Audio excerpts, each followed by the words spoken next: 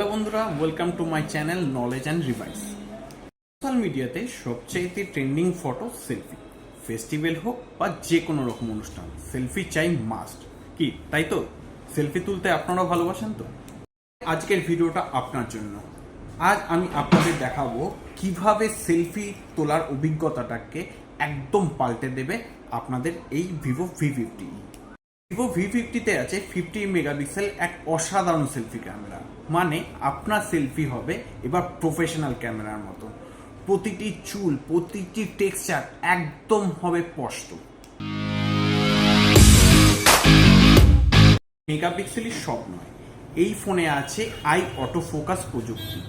অনেকেই হয়তো ভাবছেন ফোকাস তো সব ফোনেই হয়, তাহলে ভিভো V50-র বিশেষত্ব কি?